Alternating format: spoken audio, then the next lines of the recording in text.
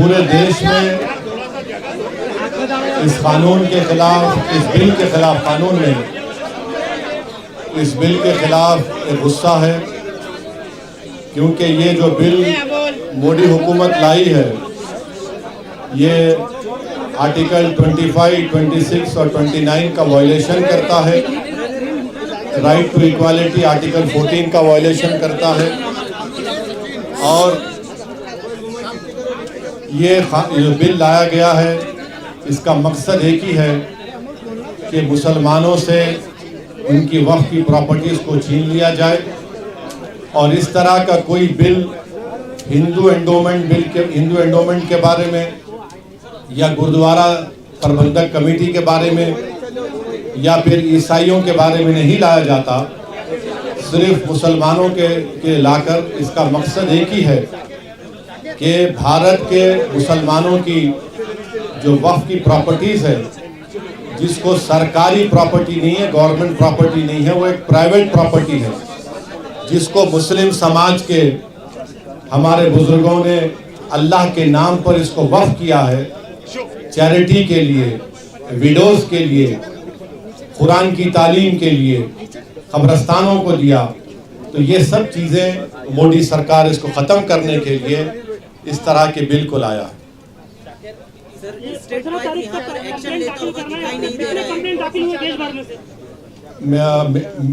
Media reports ये आ रही है कि कोई एक मीडिया रिपोर्ट है कि 4 लाख, कोई कह रहा है 8 लाख। तो 15 सितंबर तक टाइम है। मैं उन तमाम भारत के नागरिकों से अपील कर रहा हूं कि जो भारत की खूबसूरती है उसका भाईचारा है, और हमारे देश में हर एक को अपने मज़हब पर चलने की इजाज़त है। ये बिल इन तमाम चीज़ों को ख़त्म करना चाहता है। तो जो all India Muslim personal law board ने भी जो QR कोड के ज़रिए आपसे अपील की है कि आप इंग्लिश और हिंदी में इस बिल के ख़िलाफ़ ये जो वफ़ का NRC साबित होगा, आप अपना रिटर्न रिप्रेजेंटेशन भिजाए कमेटी को, सरकार को भिजाए कमेटी को। और महाराष्ट्र में ये कई जगह पर रिप्रेजेंटेशन दिए जा रहे हैं पर्सनल लॉ बोर्ड की लीडरशिप में। आज औरंगाबाद में पहली मीटिंग हुई है और देश भर में इस तरह के पब्लिक प्रोटेस्ट मीटिंग्स होंगे, जिसका फैसला all India Muslim personal law board ने किया है।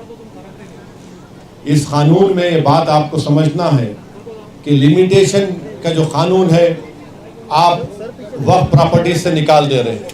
हिंदू एंडोमेंट में लिमिटेशन अप्लाई नहीं होता, वक्फ में क्यों अप्लाई हो रहा है?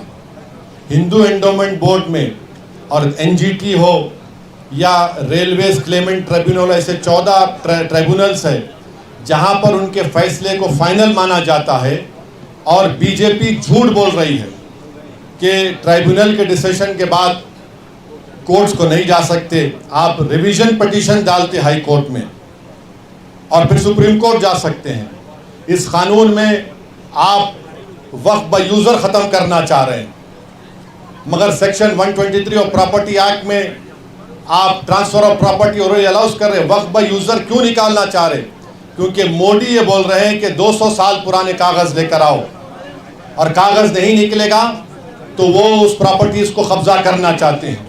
हिंदू समाज में by custom and by usage एक टेम्पल और टेम्पल की प्रॉपर्टी बन सकती है, तो मुसलमानों में वक्फ बाय यूज़र क्यों नहीं बन सकता वक्फ? मोदी सरकार कलेक्टर को इतना पावर दे रही है कि कलेक्टर अगर इंक्वायरी जब करेगा किसी प्रॉपर्टी, कोई भी प्रॉपर्टी के बारे में वक्फ की, तो जब तक वो प्रॉपर्टी इंक्वायरी मुकम्मल नहीं करता, वो प्रॉपर्टी वक्फ की नहीं रहेगी। और प्रिंसिपल्स ऑफ नेचुरल जस्टिस ये पुकार कर कह रहा है कि कोई भी कलेक्टर या कोई भी आदमी अपने ही मैटर में जज नहीं हो सकता है। ये कौन है आप कलेक्टर को इतना पावर देने वाले कि कलेक्टर डिसाइड? अच्छा, उस एक्ट, इस बिल में ये भी कह दिया गया कि इस बिल को कानून बनने के बाद या उससे पहले जो भी वक्फ प्रॉपर्टी है, अगर वो गवर्नमेंट कब्जे में है तो कलेक्टर तय करेगा और कलेक्टर फैसला भी दे सकता है। ये क्या हो रहा है इस देश में? नरेंद्र मोदी मुसलमानों से ये प्रॉपर्टीज को छीनना चाह रहे। इसीलिए हम ये कह रहे हैं कि ये कानून आर्टिकल 14, आर्टिकल 25, आर्टिकल 26, 29 का ग्रेव वायलेशन है। इस कानून में ये था, आप देखिए मोदी बोल रहे कि कानून हम वक्फ प्रॉपर्टी को बचाना चाह रहे। पहले 95 के एक्ट में था कि अगर कोई वक्फ की प्रॉपर्टी चोरी करता तो 2 साल की कैद बामुशक्कत, रिगरस इम्प्रिजनमेंट। मोदी जी उसको सिंपल इम्प्रिजनमेंट कर रहे हैं। अभी नॉन बेलेबल है, मोदी जी बोल रहे हैं बेलेबल कर दूंगा मैं। मुतवल्ली अगर कलेक्टर की बात नहीं सुनेगा सेक्शन 61 में, तो कलेक्टर मुतवल्ली को अगर बोलेगा कि मस्जिद को तुम बोल दो गवर्नमेंट प्रॉपर्टी नहीं करेगा तो कलेक्टर को 6 महीने की सजा। आप बताइए क्या क्या करना चाह रहे हैं मुसलमानों से आप? ये कानून बना रहे हैं। और जितने भारत की पॉलिटिकल पार्टीज हैं उनको सोचना पड़ेगा, चाहे वो इंडिया की सपोर्ट कर रहे हैं या नहीं कर रहे हैं, ये कानून भारत के कॉन्स्टिट्यूशन के खिलाफ है। आप कैसे इस तरह का कानून बना रहे हैं? आप पूरी प्रॉपर्टीज को छीनना चाह रहे हैं। ये काम इस बिल के जरिए मोदी करना चाहते हैं। सर, अगर एंटीलिया की बात की जाए तो उसमें कई सारे वक्फ के मेंबरान थे, उन्होंने नॉन वक्फ प्रॉपर्टी उसे घोषित किया है। तो उनको आप एक्शन लीजिए, उनको हटाइए, और वो मैटर सुप्रीम कोर्ट में है। महाराष्ट्र की सरकार एक स्टैंड ले, शिंदे की सरकार एक स्टैंड ले उसके बारे में कि वक्फ की प्रॉपर्टी, और वो तो आगा खानी वक्फ का है, यतीम खाना है वो। मैंने 2013 में जब ये बिल पास हो रहा था, मैं अपनी स्पीच में इस बात का जिक्र किया। यतीम खाने पर आप बना लिए, तो महाराष्ट्र की सरकार क्या बोलना है उसके ऊपर? तो यही देखिए, ये कानून क्यों बना रहे, ताकि सरकार कलेक्टर के जरिए इसको कहेगी वक्फ नहीं है, या फिर कहेगी कि लिमिटेशन एक्ट का कानून खत्म हो गया, या फिर इवैक्यू प्रॉपर्टीज की जितनी प्रॉपर्टियां सब कब्जा करना चाहती। तो ये कानून वक्फ को बचाने के लिए नहीं लाया गया है, ये कानून वक्फ को खत्म करने के लिए नरेंद्र मोदी लाए हैं। आप इस पार्टी की इस तरफ आ रही है, लेकिन कांग्रेस इस बारे में कुछ ज्यादा बोल नहीं रही है। देखिए, आप मेरे बारे में पूछिए, मैं दूल्हा आपके सामने बैठा हूँ, अब दूसरे नहीं है तो मैं क्या करूं? अब आप मेरे को क्यों उधर लेके जा रहे हैं? इसके रोकने के लिए अवाम में एक प्रोटेस्ट, अवाम में एक बेदारी, और अवाम जब ये फैसला कर ले कि ये कानून जो बिल लाए हैं ये वक्फ की प्रॉपर्टीज को बचाने के लिए नहीं बल्कि वक्फ के प्रॉपर्टीज को बर्बाद करने के लिए लाया जा रहा है।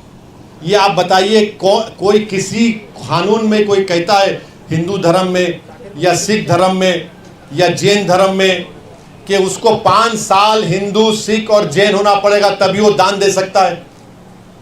ये बिल में कह रहे हैं कि उसको 5 साल मुसलमान रहना पड़ेगा, उसके बाद वो वक्फ कर सकता है। अरे भाई, तू होता कौन है मेरे को डिसाइड करने वाला? 5 साल? अब क्या 5 साल के बाद मोदी जी गले में हाथ डाल के बोलेंगे आओ सेल्फी ले लो, तुम 5 साल तुम्हारे मुकम्मल हो गए, तुम मुसलमान हो गए? अब मुझे सर्टिफिकेट लेने के लिए मोदी जी के पास जाना पड़ेगा कि मैं मुसलमान हूं? ये भारत के सुप्रीम कोर्ट का जजमेंट है 2006 या 12 का, रामजी दास कुछ, उसके खिलाफ है ये। इस तरह का कानून बना रहे हैं। आप जेपीसी में है सर, जेपीसी की बैठक किस मोड़ पर जारी है? नहीं, देखिए, वो जेपीसी नहीं है, वो joint working committee on Waqf amendment bill 2024 है। जेपीसी को इन्वेस्टिगेटिव पावर्स हो सकते आउटसाइड द बिल ऑल्सो।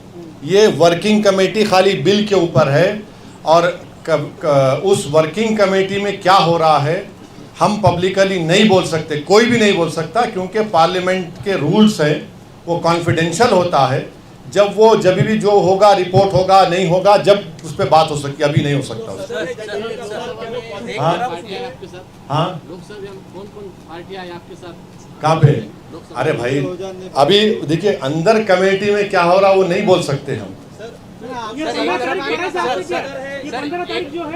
एक तरफ वक्फ का मसला है, दूसरी तरफ रामगिरी महाराज का स्टेटमेंट आपने सुना होगा, नीलेश राणे का मस्जिद में जाके। ऐसा है ना कि सत्ता के नशे में ये सब बकवास की जा रही है और गुरूर और अहंकार के मजारे किए जा रहे हैं।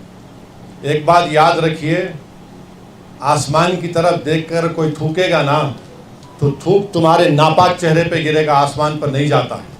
सर, ये क्यूआर कोड अगर 15 तारीख तक उतनी तादाद में ना आए तो डेट बढ़ सकती है क्या? नहीं मालूम वो वर्किंग कमेटी के चेयरमैन साहब ही फैसला करेंगे। और सर इसका कोई सब्स्टिट्यूट हो सकता है क्या सब्स्टिट्यूट? ऑब्जेक्शन डालने का, अगर 15 तारीख निकल जाए तो? अरे भाई, आपको ईमेल करिए, आप पोस्ट करिए, आप ईमेल भी कर सकते हैं, पोस्ट भी कर सकते, करिए ना। ये एमआईएम ने जो ऑफर किया था महाविकास आघाड़ी के साथ अलायंस हाँ। करने के लिए, हाँ, इन कानून भाई आपको चिट-चैट में बोलिए। इन ये कानून अगर ना लागू किया जाए तो आप नुमाइंदों की बात कर रहे थे, कितने नुमाइंदे आप चाहते हैं विधानसभा में इन चीज़ों को रोकने के लिए, और एमआईएम की ओर से कितनी सीटें लड़ी जाएंगी जिसके ऊपर आप लगता है कि मैं आज आपके सवाल का एक पार्शल जवाब दे देता हूँ। आने वाले विधानसभा के चुनाव में पूरा ही दीजिए। सुनिए, मेरा राइट है ना, तुम तो पार्टी प्रेसिडेंट नहीं है, तुम एक चैनल के लिए काम करते, तुम अपना काम करो, मैं अपना काम करता हूँ। अब जवाब नहीं दूँ, मत दूँ। तो इस चुनाव में इम्तियाज जलील भी कैंडिडेट रहेंगे। इस चुनाव में इंशाअल्लाह ताला इम्तियाज जलील के साथ मुफ्ती इस्माइल रहेंगे, फारूक शाह रहेंगे, और हमारे शोलापुर के फारूक साहब भी रहेंगे, और हमारे मुंबई के सदर रईस लश्करिया रहेंगे।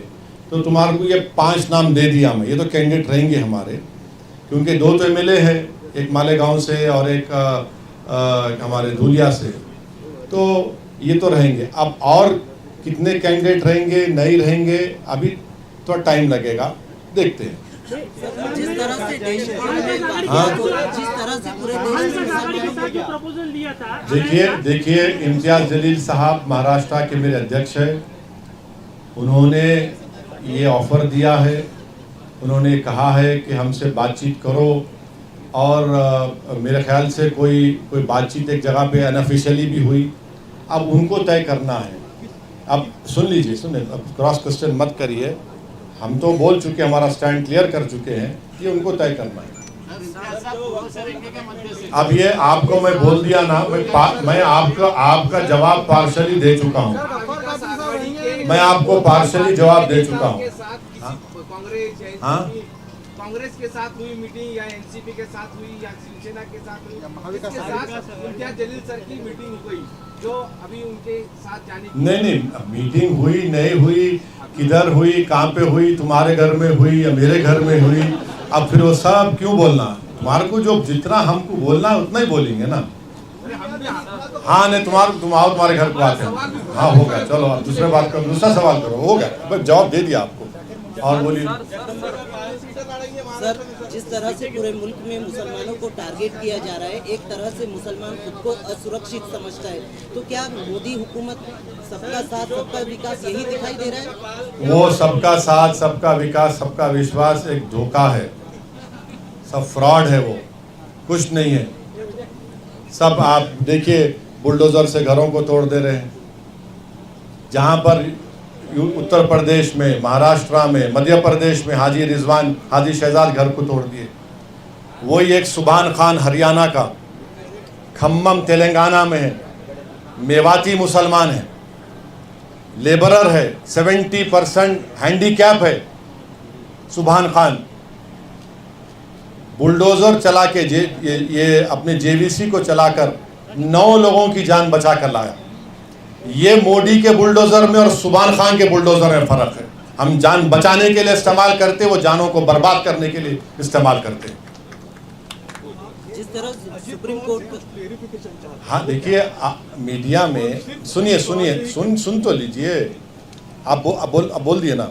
मीडिया में ये रिपोर्ट हुआ था कि जनाब अजीत पवार ने कहा कि हम महाराष्ट्र के विकास के लिए सपोर्ट किए, सेकुलरिज्म पे हम कॉम्प्रोमाइज़ नहीं किए। हम उनको सवाल कर रहे हैं, अगर आप नहीं किए तो फिर इस बिल की मुखालिफत करिए ना आप। हम जनाब अजीत पवार से बोलना चाह रहे हैं, आप इसकी मुखालिफत करो, इसका अपोज करो। और हम इन एकनाथ शिंदे को बोलना चाह रहे, छत्रपति शिवाजी महाराज को आप इतना बोलते हैं, इतना मानते हैं, तो रत्नागिरी की वो मस्जिद, जो दरगाह जहाँ पर 652 एकड़ ज़मीन छत्रपति शिवाजी महाराज ने दी, 250 साल का रिकॉर्ड है, वफ़ छत्रपति शिवाजी ने किया, तुमको उसका भी ख्याल नहीं है। सर, जम्मू कश्मीर में आप चुनाव लड़ेंगे? नहीं लड़ेंगे। चलिए, हो गया। Thank you sir much.